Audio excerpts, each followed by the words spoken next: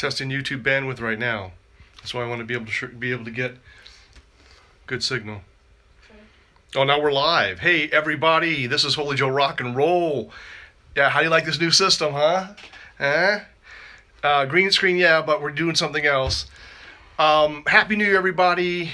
Let's see, what time is it? It's 6. Oh, 6. So it's not quite midnight in Iran yet, but reports continue to stream in that there are protests in the street, violent protests, violent clashes with police and government officials in Iran, country formerly known as Persia, as the people are asking for their freedom. They want to get rid of this government. They say they do not want the Islamic State. Down with the Islamic State, down with the mullahs.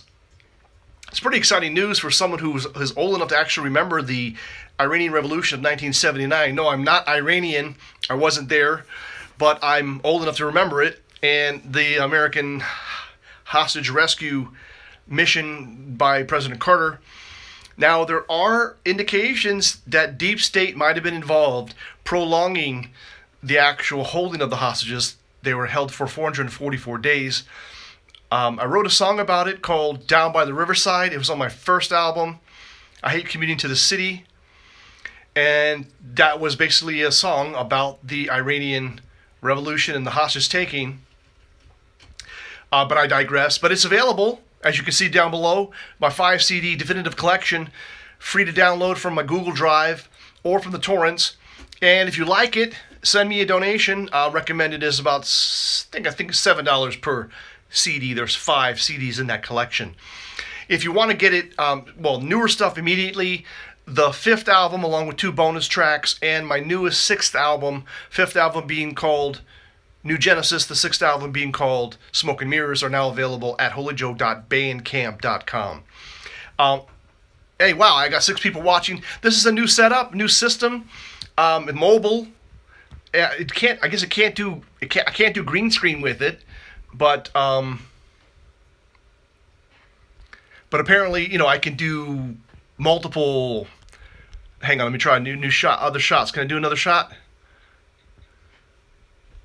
Oh, that didn't work. Okay, well, hey, I upgraded this thing, so I'm supposed to be able to do multiple shots. But anyhow, that's what's happening in Iran, and it looks like it's a serious, real uprising by the people in Iran. Now, this is really important news. Why? Number one, because hashtag MIGA, make Iran great again, or MAPA, make Persia great again, is probably what's on the menu. When Donald J. Trump gave his speech to the United Nations, he did call out Iran as a country that, besides being afraid of America's military might, is afraid of the people.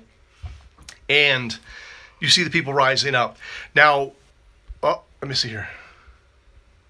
Hey, got some minutes. Oh, okay. Hey, what's up, man? How about now? Archie, can you see me? Should be able to see me. Just now. Okay. Yeah, that the government is afraid of the people. All right, and that's for sure, that we can see that.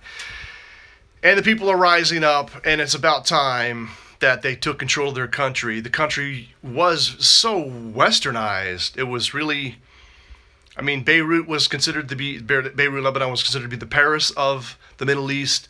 And I think Tehran was supposed to be, it was like the Germany of the Middle East. It was really modern, advanced civilization, basically. Brought it out of this third world. The Shah tried to bring it out of this third world sort of situation into a more modern state, which he was able to do. Whoop. Hang on. Whoop. Okay, that was the rewind thing. That's working. What else? So where I was at is, there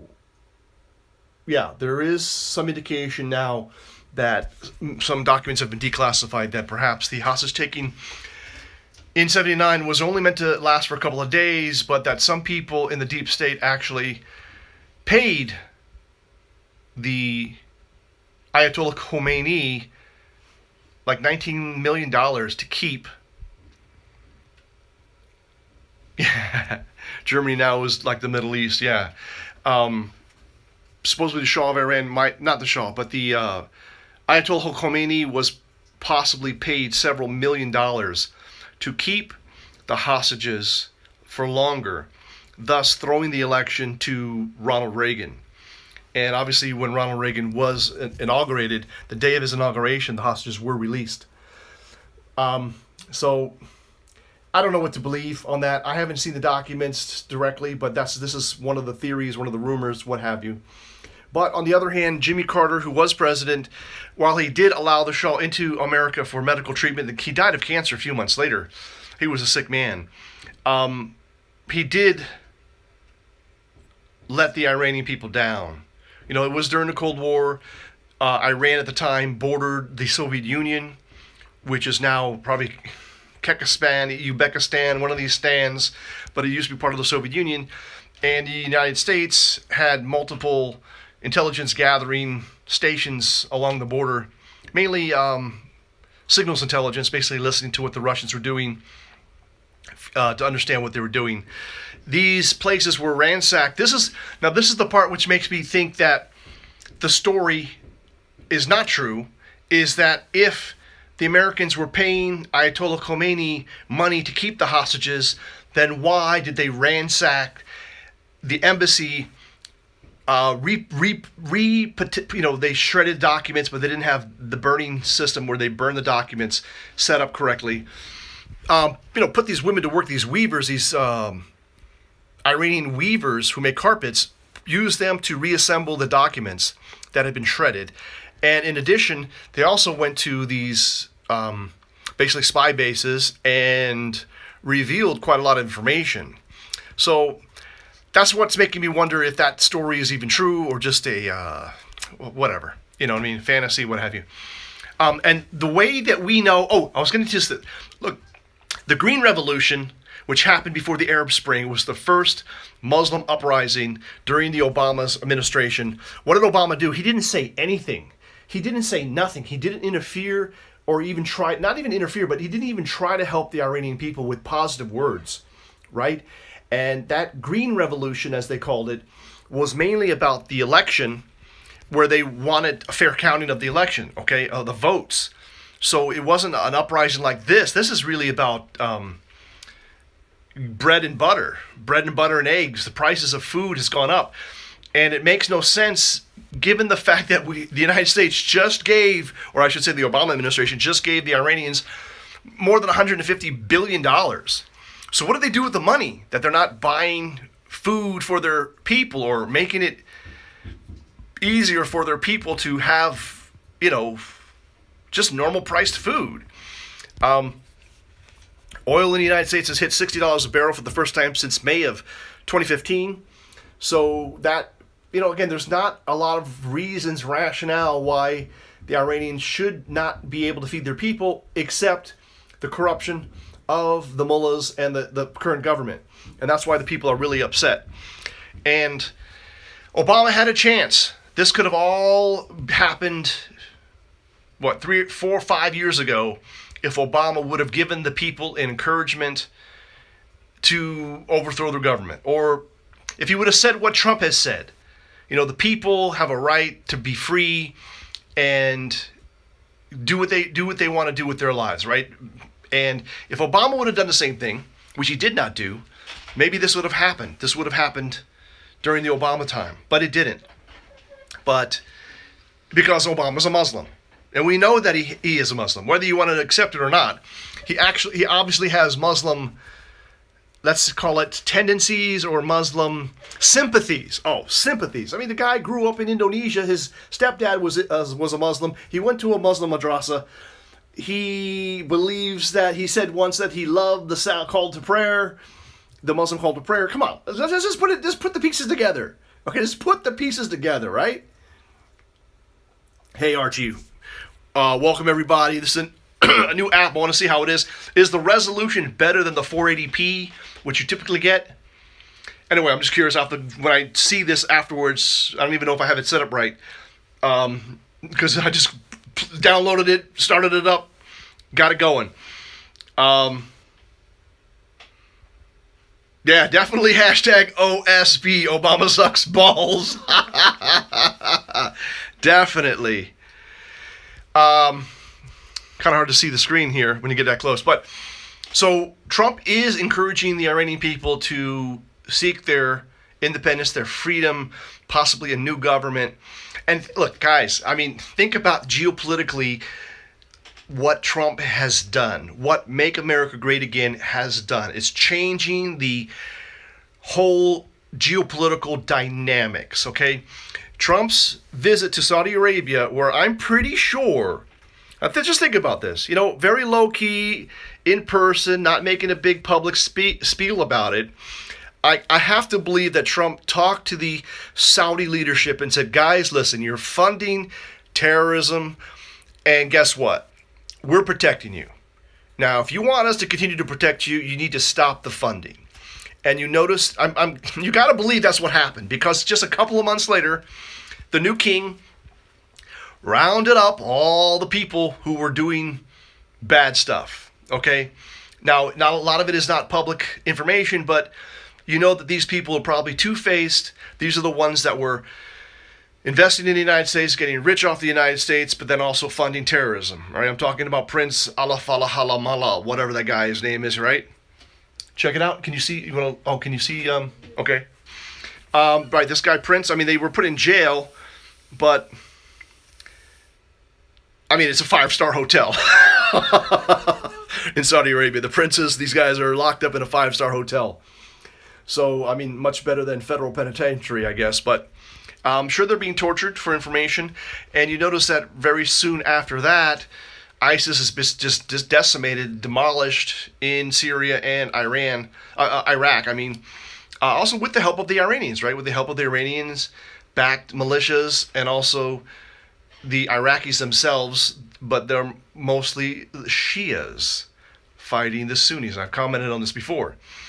This is really basically a civil war going on between Shia and Sunni. But maybe this is the second step. So Saudi Arabia cracks down. Second step, ISIS gets demolished. Third step, maybe Iran becomes independent or maybe more Western leaning, and we see a more peaceful Middle East. Under the Shah, people maybe don't realize this, but under the Shah, which was a secular-ish monarchy, Iran actually sold oil to Israel. Just didn't want to have war with Israel. It's kind of weird, you know what I mean? Like this whole Iranian-Israeli, bickering going on like that, because there are something like 20 or 30,000 Jews living in Iran. They're Iranian Jews. They don't look like Ashkenazi Jews. They look Persian. Of course they would look Persian. They obviously intermarried into the local population, right? Over 1,000 years, over a millennium. And they're there, and they're not being harmed, although Israel has many times had publicity stunts asking for the Jews to come home to Israel, give you $20,000, that kind of stuff. Happy New Year, Wally. Michael, how's the resolution? It's really good. It's better than 480p, does it say? I'm just curious. So, this could be a really amazing 2018. 720 HD. Wow. Oh, really? Awesome. So we're getting high resolution. We're getting high def off this app, whereas the actual YouTube app would not go over 480p, even if I was on the Wi-Fi. But I am on Wi-Fi right here, and I got cable to the curb. Fiber to the curb. Bitches. Fiber to the curb, baby. So, yeah, we're streaming pretty good here. It's all about business. I mean, it could be, but, I got mixed feelings about the Iranian Americans that I've come in contact with, or the Iranian Canadians. Some people have really high opinions of them. The ones that I've met in medical school and just in business, not been that impressive.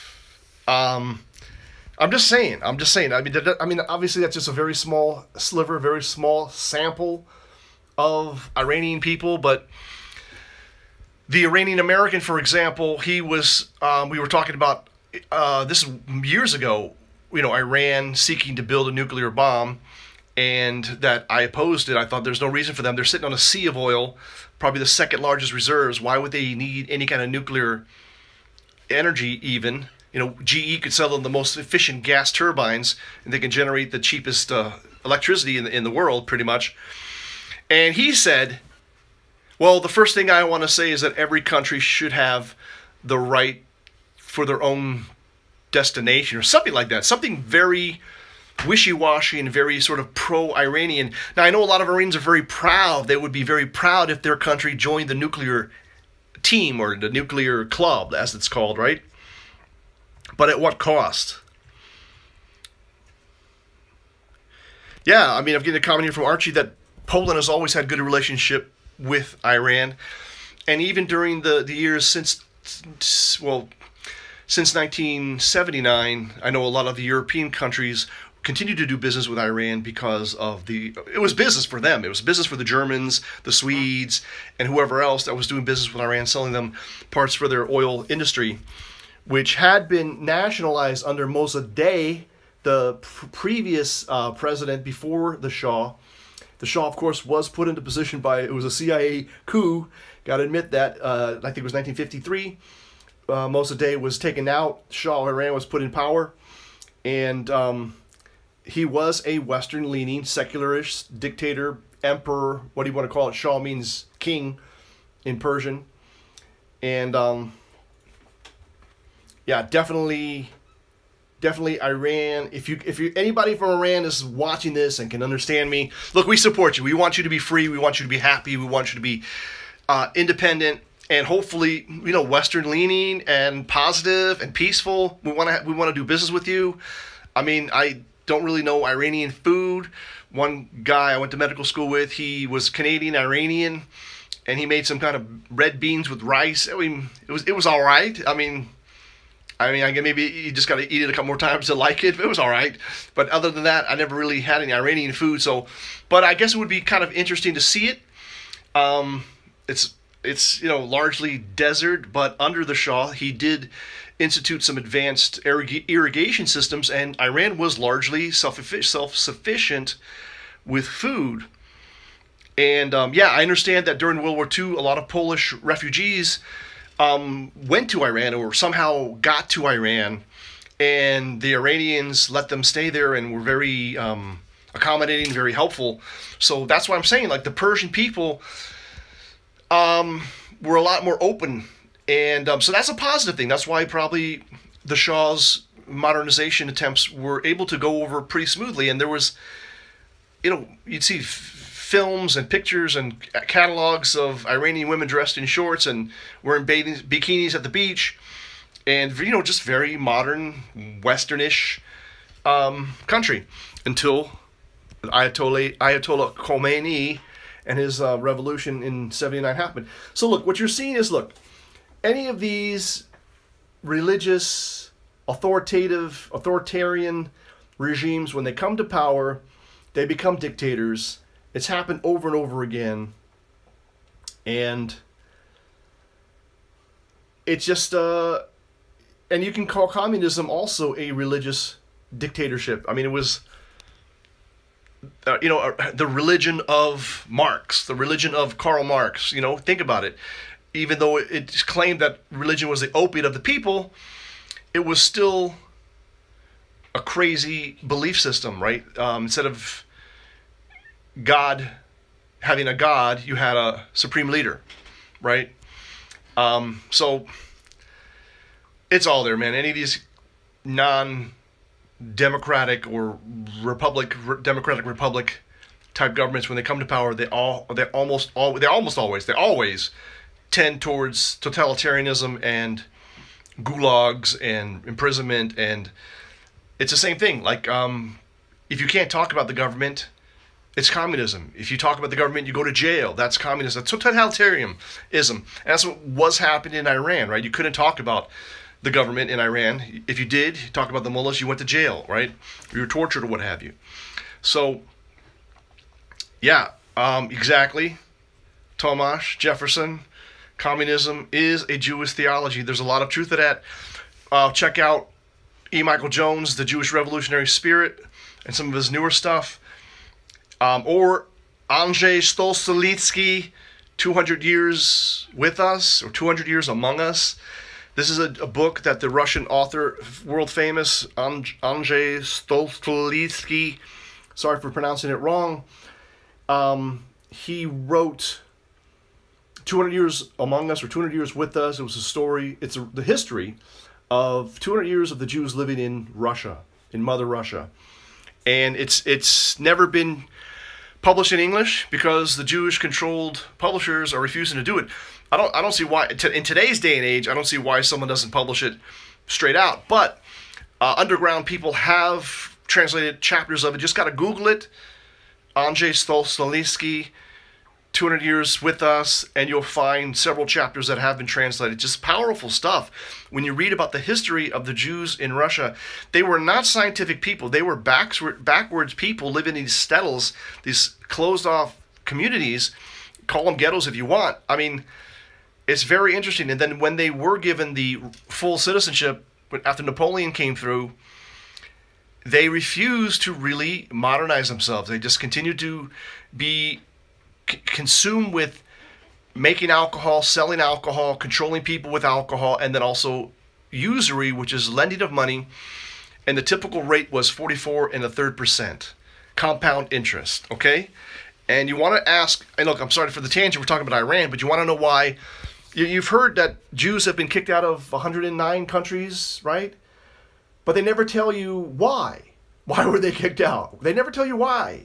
You do some research and you find that it's either usury, right, that they were ripping off the people, and or they were subverting the Christian order of things. They were subverting the natural order of things, right? Whether it was through whatever, just revolutionary activities. So the EU is becoming like this, authoritative. You can't talk, especially in the Western countries, Western Europe, right, what their policies are messed up, right, where they're, this whole Muslim invasion, if you talk about it, you go to jail, or police come and visit you, you can't blog about it, you can't mention it.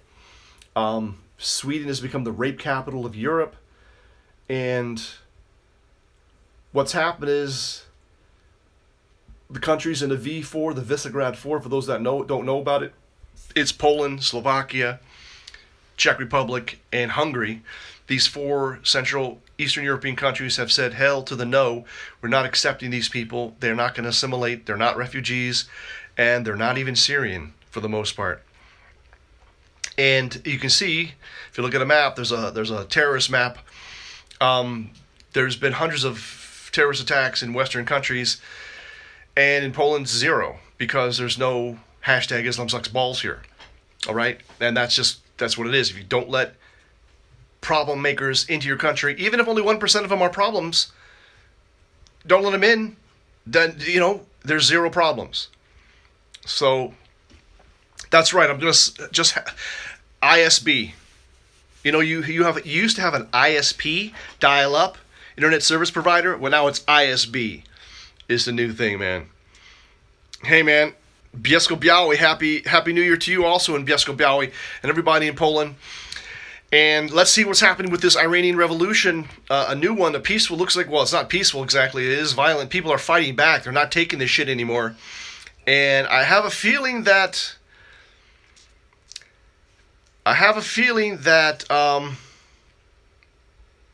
Chunk, Ogar. I don't know what that is, man. Maybe the Turkish guy you're talking about? But anyways, I have a feeling that this is gonna lead to a change in government. That there's no way that these protests are gonna be settled peacefully, and if people start getting killed in the street, it's just gonna ramp up even more. People have nothing to lose. Over 50% of the population is below the age of 35, I guess I remember just 10 years ago was 50% of the population was below the age of 25. So yeah, 50% of the population is below the age of 35. They can see what's happening on the internet. They can see what's happening in other countries, and they want their freedom. And this theocratic nonsense is just not happening no more. So I'm going to be having champagne around midnight, and maybe in about an hour I might be having some lobster. I picked up some lobster at Bedronka, pre-cooked. It looks pretty good. I hope it's good. Yeah, Cenk, man. I don't look like Cenk. That dude's a freak. Anyway, we can go head-to-head anytime, man. That dude's fat, out of shape. I totally kick his ass, whether physically or in debate, all right? So that's what I can tell you. But, wow, 11 people watching, minimum, 12 people. Hey, it's getting more and more people here. I want to wish everybody a Happy New Year worldwide, and encourage the people of Iran to continue to struggle, continue to fight for your freedom. It's the only way it happens, man. It has to happen organically. And you know it's happening organically because the mainstream media is not even talking about it. Okay? If this was a U.S. coup, or if this was a deep state operation, the mainstream media would be talking all about it, like they did in Ukraine, right? That was a deep state operation to overthrow the elected government, and we know that for a fact now, as some of the documents have been declassified and also the WikiLeaks. But we know this is an organic human movement of the people of Iran, and I hope that they are successful in their struggle for a peaceful transition to a new government where they can have peace and prosperity in 2018 and beyond. And that from my people to yours, Happy New Year. All right? This has been Holy Joe Rock and Roll, coming at you live and unscripted, using some new technology here. I think it's pretty cool. I guess if I do a lot of work, pre-game it, I can switch a lot of different things. But for right now, that's all I got. And it looks like it's working pretty good. So remember, people, 2018, always make it happen for the captain, because you're the captain.